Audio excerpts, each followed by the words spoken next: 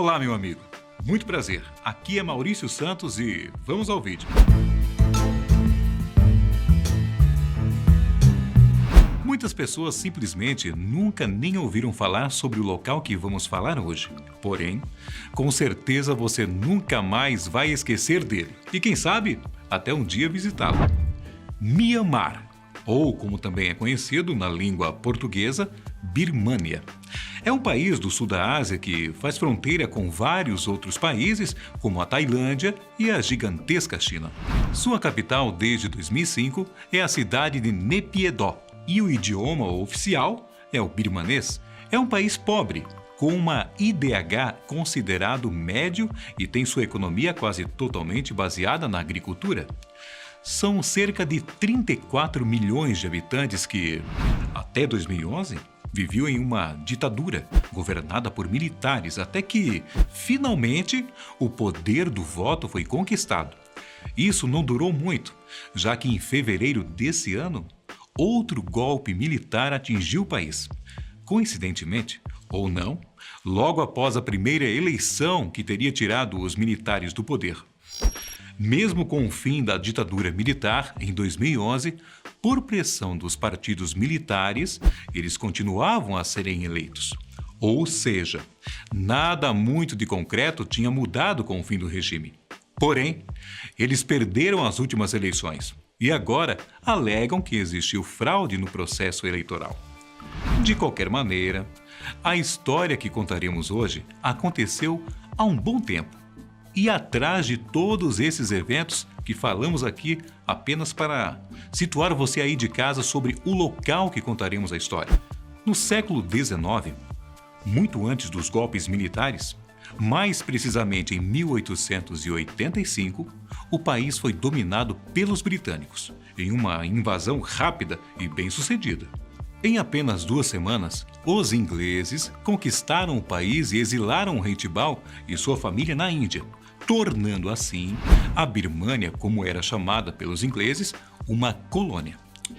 Mas, Maurício, os britânicos invadiram o país assim, do nada? Bem, mais ou menos. Podemos dizer que sim, já que, na época, as nações mais fortes belicamente faziam esses tipos de conquistas quando eram contestados. Principalmente quando se tratava de dinheiro. Ao mesmo tempo, se o motivo que levou à invasão britânica acontecesse hoje, com certeza não acarretaria em uma invasão. Por sinal, em fevereiro desse ano, quando o país sofreu outro golpe militar, o primeiro-ministro do Reino Unido, Boris Johnson, foi um dos primeiros chefes de Estado a condenar a ação dos militares. Entretanto, na época, o que causou uma brecha para justificar essa invasão foi a represália do rei Tibau a uma empresa britânica que supostamente teria explorado alguns produtos dentro de suas florestas, sem pagar tributos para o país. O rei Tibau exigiu que a empresa pagasse uma multa, o que foi a gota d'água no relacionamento entre os países, que já vinha conturbado há algum tempo. Alguns anos antes disso acontecer, uma pequena parcela do reino da Birmânia já tinha sido anexada pelo britânico e era conhecida como a Baixa Birmânia, uma pequena parcela do país que praticamente foi entregue pelo rei, pai de Tibau, para evitar guerra contra a gigante potência britânica. Só que Tibau assumiu o trono com sede de vingança e, na tentativa de conseguir apoio para reconquistar o território perdido, começou a negociar certas concessões econômicas com a França, inimiga histórica da Inglaterra. E tudo isso, é claro, em segredo.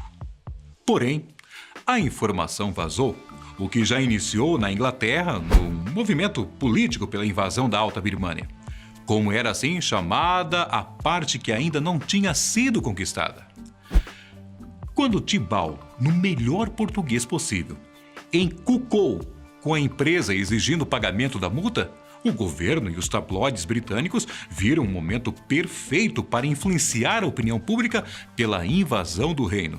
E foi o que aconteceu. Uma curiosidade interessante sobre o caso é que os cidadãos de Mianmar já odiavam os britânicos. Agora, qual o motivo? Bem, as autoridades britânicas se recusaram em retirar os sapatos quando se encontravam com o seu rei. o que era um ultraje para os habitantes daquele lugar e naquela época. Mas, antes de serem conquistados, a verdade é que a família real vivia em um luxo totalmente surreal. Eles eram conhecidos pelo seu amor infinito pelo ouro, estofados e tecidos de luxo.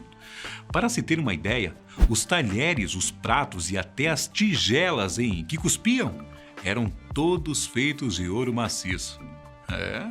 Os luxos iam ainda muito mais longe do que a própria riqueza, atingindo até certos aspectos culturais do lugar. A mesma família real se encontrava no poder há séculos, e conforme a cultura e até as próprias leis, os nobres eram praticamente semideuses. Líderes dos exércitos, mestres dos elefantes brancos, mandantes da terra e dos mares, eram muitos os nomes pelos quais os monarcas eram chamados, e seus títulos proviam tudo de melhor em suas vidas. Uma realidade que foi duramente quebrada depois que o reino foi invadido. A verdade é que os britânicos nem esperavam que o rei se rendesse. Muitos achavam que ele seria capturado e depois, provavelmente morto ou trancafiado em alguma prisão. Não existia um lugar para ele ser isolado, e nem termos decentes de uma rendição real. 2 anos após o golpe, a família chegaria finalmente ao seu lugar fixo de exílio, uma mansão na cidade de Ratnagiri, na Índia. A nova casa seria até uma mansão considerada um palácio pelo povo da região. Porém, mal cuidada, estando praticamente em ruínas. O dinheiro que trouxeram acabou rapidamente, e a única renda que tinham era uma pensão, baixa até para os padrões da classe média indiana na época. As impressões que os historiadores têm é que Tibau teria morrido triste, sendo a própria depressão um dos fatores que o adoeceram mais ainda. Só que, antes de morrer, Tibau deixou pelo menos 4 filhos legítimos. Esses tiveram mais filhos, que tiveram mais filhos. A 4ª geração da família real de Mianmar vive, nos dias de hoje, praticamente anônima entre as pessoas do país. Eles não possuem títulos oficiais e uma parte dos membros da família ainda mora na Índia, hein?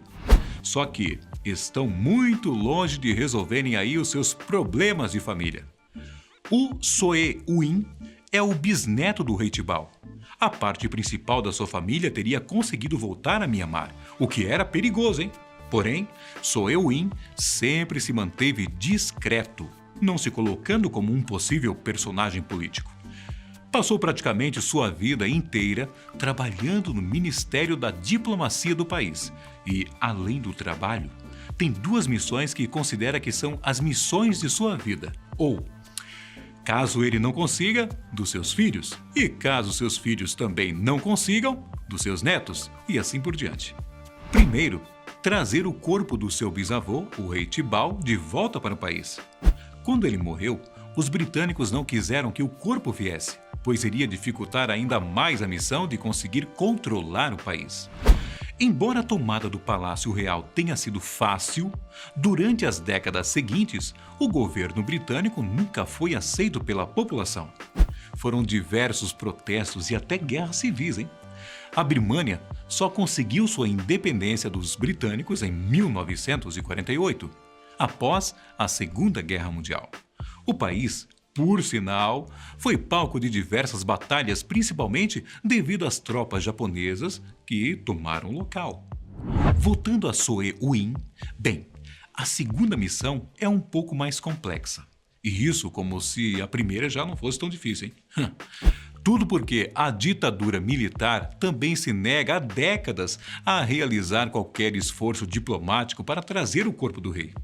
Só que a segunda missão tem um ar um pouco, como podemos chamar, misterioso. Você lembra quando eu disse que a família real vivia uma vida luxuosa cercada de itens feitos de ouro maciço? Bem, quando os britânicos tornaram o país uma colônia, eles tomaram uma boa parte desses itens para si. O rei Tibau, em seu exílio, exigiu constantemente, através de cartas, a devolução dos tesouros de família, que iam de peças de ouro até armas. Porém, Durante a sua vida, nunca obteve uma resposta do governo britânico. Só muito depois da sua morte que esses objetos foram devolvidos. O primeiro golpe militar aconteceu em 1962, apenas 2 anos antes do golpe militar que aconteceu aqui, em nosso país. Em 1964, os militares e o seu governo imposto foram reconhecidos internacionalmente, e uma boa parte dos objetos foi devolvida como um gesto simbólico desse reconhecimento. Só que a grande joia da família, que além de, por si só, ser uma pedra valiosíssima, está carregada de significados simbólicos de poder. O rubi Namalk era conhecido por valer o preço de um reino, tinha o tamanho de um ovo de pato e supostamente trazia sorte a quem o detivesse, principalmente se fosse um monarca. A joia sumiu quando o coronel Edward Snowden, um conhecido militar britânico na corte de Mianmar e que falava birmanês, chegou ao palácio do rei para avisar que os britânicos estavam chegando. O rei rapidamente começou a planejar sua fuga, reunindo várias joias valiosas da família. Porém, ficou preocupado com a tão valiosa joia e a deixou nas mãos de Snowden para que cuidasse dela. Mas ele sabia que talvez tinha cometido o erro que podia ter feito a joia desaparecer para sempre. Conforme os estudos de Soe Win, Snowden, quando voltou para a Inglaterra, presenteou a rainha Vitória com a pedra, tendo ganho até um título de nobreza pelo ato. Depois disso, a joia teria desaparecido. Para piorar, conforme os relatos adquiridos por Soe, a maior possibilidade é que ela ainda tenha sido fracionada e esteja hoje compondo diversas peças da realeza britânica. As missões de Soe Win continuam até hoje e agora dificultadas pelo regime militar que ocupa o país mais uma vez. A ONU e vários outros países, inclusive a Inglaterra, já cortaram relações diplomáticas com Mianmar, o que, como você imagina, tornam as tarefas do príncipe sem título ainda mais difíceis. Mas nós aqui da Fatos continuaremos a acompanhar o desenrolar dessa história e, quem sabe, um dia dar uma notícia feliz para você. Então, gostou do vídeo de hoje? Eu fico por aqui. Até o próximo vídeo aqui da Fatos Desconhecidos. Fiquem com Deus e tchau.